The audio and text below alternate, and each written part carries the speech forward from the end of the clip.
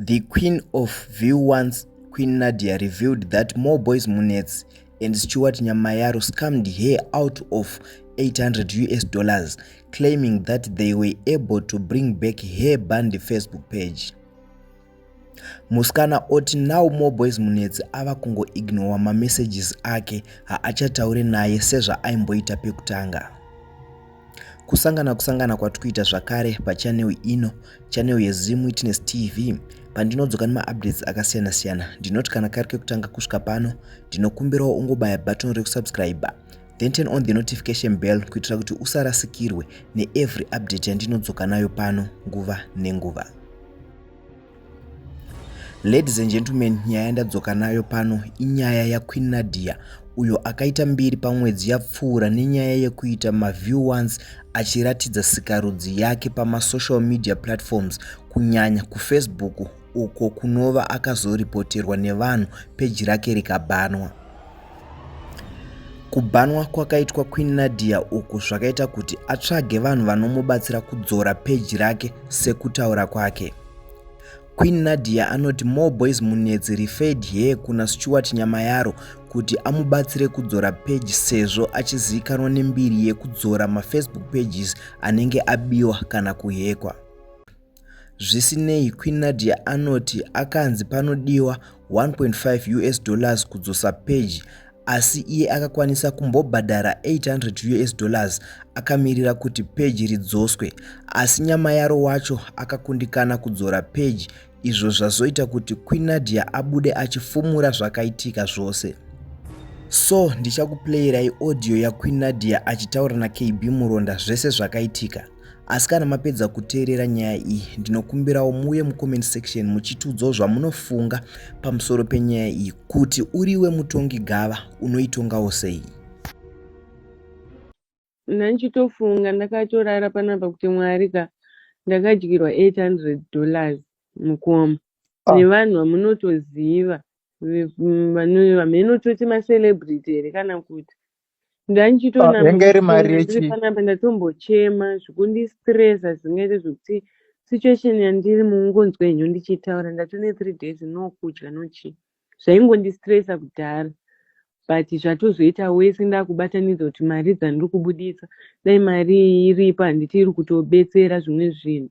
800 ndiartist here kana kuti ndisocialite? Munhu ndiani? yanga iri mari yechi? Handizoti munovati machi zvikaitika kamukoma, like paipe pakaita peji rangu mayazi mapaziva. So ndanga ndiri mushoko, imimi ndokudzani mazita handimati hamusi kurekodha. Ndanga ndiri mushoko, ndakavhunduka. Munongoziva kuti chero izvezvi mimi peji renyu chero tikanzi rine 100,000 munotovhunduka. Maona ndobva ini ndagara ndaitongotaurawo ndichiti mukoma nahanzani Moboy's Munetsi uya wezvituna. Nditori nemachati ese kubva pekutanga ndidhilite machati. Taitongotaura ndichitongomurespectawo kuti my brother, ndichitotiwo chichi handimaona. So ndakabva I think ndo vakandifonera vachicheka because page ranga raita sei, raita mayazi. Ndobva vatonditi pana anogona kugadzira page yakadzosara nyati rinodzoka I guarantee you rinotodzoka, but anoda mari $1.5. 1.5? So by that time nemari yandandinayo inini muaccount mangu anditi ndaitoti hazvina basa, bheta ndibuditse peji ridzoke kozi richaramba richiunza mari. Ndobva vanondipa nhamba dzanonzi Stuart Nyamayaro. Vatondipa nhamba chichichi, ndatotaura naye machatsi zvese nazvo mukoma chichichi, vakanditi peji rinoita sei, peji rinodzoka. Ndatovakumbira that time ndikati inini payout yangu iri kwemusi wa21, saka mari ichingopinda handitokupai mari yenyu, kana kuti peji richingouya ndichingowana futi access kupeji rangu nandakupai mari yenyu. Ndaitobva ndakonfema kuna mukoma Moboy's undoti bho here wototi zvese bho peji rinoita sei peji rinodzoka kuti alright pandatonzi ndipe malogin details vari kutoita zvepeji nekutoisawo kahopo kuti sinzi munhu yanzi ndiye akadzosa mapeji evanhu vakawanda mepeji rakuita sei rakudzoka pandatofonerawo nyati ndikamuti ko hanzi peji kozi nyati ndingoriwo futi brother like handitaita maskitsi takamboita maskitsi tese vandatomuti peji rinodzoka here zvikanzi peji rinodzoka chichi rakatombo rangu rakadzoka ndiye akadzosa and stuff amaona ngati alright its fine vandatoisawo kahopo handisi kublema zvangu nyati munhu wandikangobvunzawo sekuti rake rakadzoka saka obvious aitongotaura kuti rinoita sei rinodzoka ndagara mukoma ndobva ndanonzi peji rako raita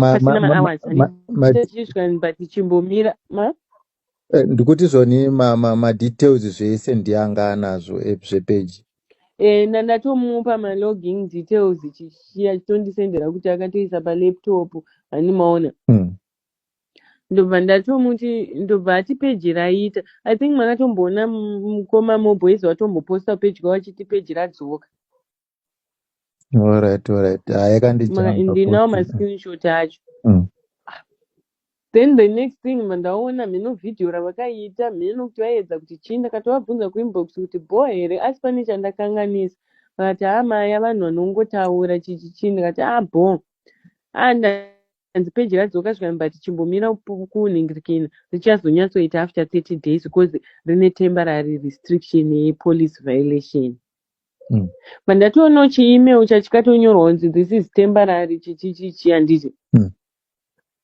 habonda relax yairakidzika seri legit here kana kuti vakaita yekubikira handizoziva hangu ndinawo maemail acho but aiuya kufoni kwangu kuemail kwangu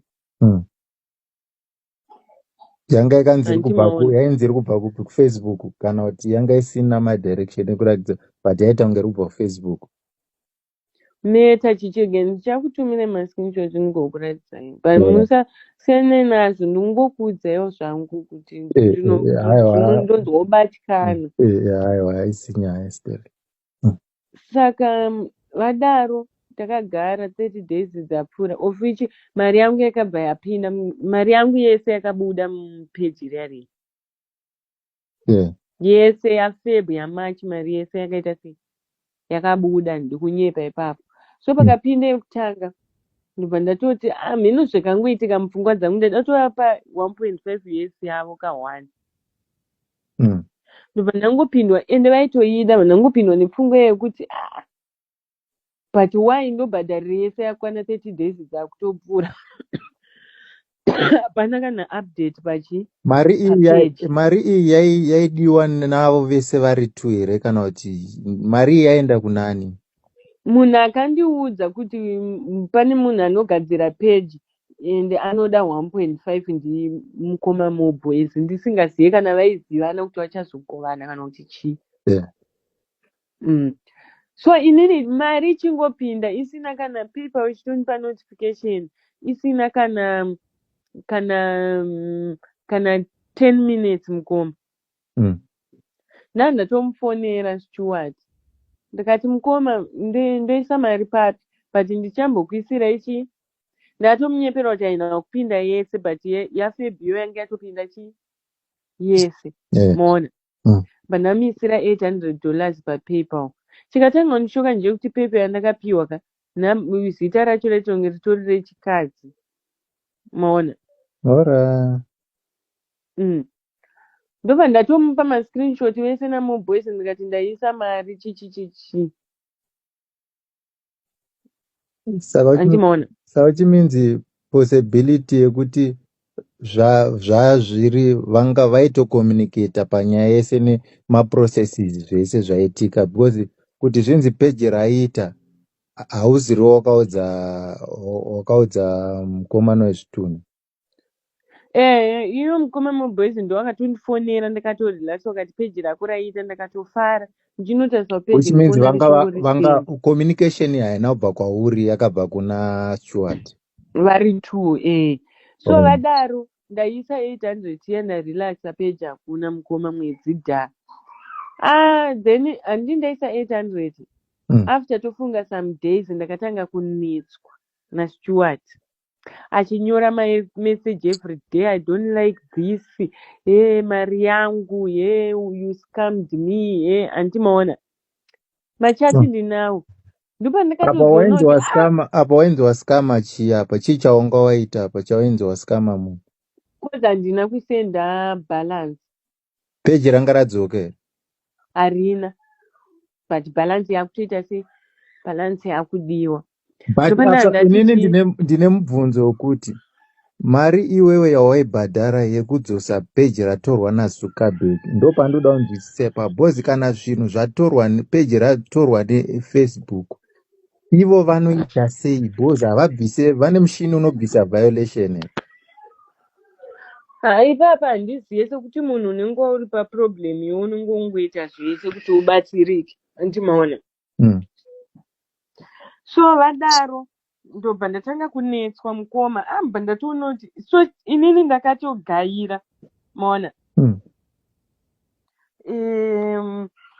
murume wangu ndobva atondiudza akati iwe hausi kuona kuti vanhu ava vanenge vari pane kahutsotsi kari kuitika hai maona waizita akunetsera balance waizita akunetsera balance iye iro peji risati radzoka since at first ndichitanga kutaura navo vasati vagadzira peji ndandanzi even iye moboys akanditi unozodzosa peji kana raita sei unozobhadhara kana peji yaita but 1.5 usaka akataura price then ndobva ndasajesta inini ndakamuti mukoma ini handidi zvinhu zvinozondinetsa vega ndigare ndakupai half down then mondidzosera chii then ndozokupa imwe yacho hani manzwisisa ndakanetswa mukoma zvokuti ndanda kuita stress ndakambotanga ndichanyepa kuti zvandakanoita ndakabva ndanochinja password yeuye yangu handi kuti vaite login ndofanira kuaccepta kuno kumaoriginal accounts angu ndobva ndanoremova malaptop avo zvese zvavaita login ndachinja password saka 8 waya yakatobaya but peji harina kudzoka ndobva ndanosiya zvakadaro so vakabva vatanga kundinetsa zvikanzi pane zvandiuda kutarisa kufacebook enonoaccepta ndobva ndavanyepera kana kuti network haisi kuita kozi ndandatoonera handimaona kuti network iri kuramba vatanga kupopota hey you scammed me ndopandakazovanyorera ndikati nai mukoma kana muchiti inini aiscammed you mukuzama kuti chii because ndakakupai 800 ndini peji harina charakachinja peji hapana zvarakaita peji harina kudzoka but mimi ndimakaenda ne800 yangu handiti saka akaskama mumwe apa ndiani ndopa wakabva wanipindura kuti hanzi inini ndaiita zvandaita nepeji iwo ukabaya zvawakabaya ndikavabvunza kuti chii chandakabaya hanzi ndenge ndichizviona kunoko kuti uri kutaura nefacebook unoziona sei ndabvisa malogin zvese ndabvisa mutondinetsera kuti ndiaccept saka ndikuona manotifications kunoko iwe ndiwakanganisa but papato ne 2 months papo mukoma ndiwakakanganisa saka wakavhiringa wega kubva ipapo ndopa wakabva wangoti zipa vakaona kuti ndinenge ndatongwaririra ndavaudza kuti kwemimi munogoti ndakusikamaisei muri makatora mari bwati even iye moboys wacho anozomubvira handinyorera sezvaaita musi uno ndobva ndatomuti mukoma muri sei handichazoti ndakamunyorera kuti chii so pane tichiri kutaura kudaro papeji richangoita mayazi ndavaudza kuti mukoma kana mune 2000 nditumirewo ndikwanise kukwira ndiuye kupi kusouth ndonoti ndofikisa mapeji angu sei vakamhanya unditumira vandakana kutombosteta kana kudii handimaona vakabva vanondi machati navo vakabva vanondipindura kuti ndakakutumira 2000 uchiti uri kuuya kuzimbabwe hauna kuuya watosiya zvakadaro. Musi unobva ndatovanyorera kuti mukoma muri sei, vanongoblutika vonyarara. Havasi kana kutomborwadziwa nazvo kuti 800 yazoenda. Imari kamukoma 800. Wow, apa akatumira mari ndiani apa? 2000. Ndini ndakatumira nepaypal yangu. Alright. Saka paari kublutika sofa ndiani? Ari kublutika ndimoboys, handiye akandirifeya kumunhu. Asi haana kana feedback kana kumboti auye kuzobvunzwa kuti ko peji rakazodiwa wanga wabhadhara mari, haana, which means wanga vaizivana. Uyuwo Stuart ubva musi wandikamunyorera kuti ko peji hasati radzoka nemi matora mari, haana kana chaakambonyora, vangorizivi, haana chinovarwadza. But inini sekuti mukoma ndini munhu akashanda mari iyi, ndichitukwa nevanhu ndichidii, it's not easy content yangu yandinoita iyi, handimaona. Then mumwe munhu wongoyo wobva wangotora 800 just like that. Pakaipa saka. Saka chimenzi vanhu vakawanda vanotorwa bhegi kaipapa vasingakwanisi kutotaura. Handizive, maybe zvinoitika. Nditi vanenge vachishandisa mapawa kuti chichi, but handidi kunyepera mukoma. Zvonondibata zvingaita, especially nesituation yandiri right now ka. Ndikutofunga kuti dai ka 800 kai karipo ka. Mai vangu vatoreceiva treatment yavo yakakwana. 800 imari yakawandisa, haisitombori mari yekutanga. Ndakatosenda, ndakatorapa chinzi peji rinodzoka. Ugona uya anonzi anzani gosiri anonzi Annabelle akatombonyora kuti Stuart akadzosa peji raNadia, hanzi ndoita sei achiita zvekubheta zviya. I could have listened to her. Saka izvo akazvitaura nhingi Annabelle wacho akazviposta peji rato watobhadhara kana kuti usati wabhadhara. Ndisati hapana chaimboziva, aingonyorawo mumozoti Annabelle vanongonyora aitongonyorawo achitongotaura. Iwe mukoma mumboisa ukatonditi vanhu vanenge vachingotaura vazive here, but inini ndinonyatsozvibvunza kuti vari kwavari izvezvi vanenge vachinyatsofila sei kuti takahwina. Hazvizi right, but hazvizi right, hazvizi bo. Haiwa etwa at least alright, dai vakaonoti vatadza better havo kana kuti vachiti wakawesta time yangu wotora kana $100, then inonzi chi wodzosera imwe mari yangu yese. You can't just take 800 US just like that. Saka mahwanda. Saka vanhu ava vanenge vachiita sei? Ko vavanoti vakadzosa zvinenge zvambofamba sei? Which means peji rinenge ragara rangorohwa kaviolation kenguva diki rodzoka, munhu onyeperwa kuti ndakudzosera peji. Pamwe ndozvakaitika kuna Nyati. Maybe Nyati akavhunduka.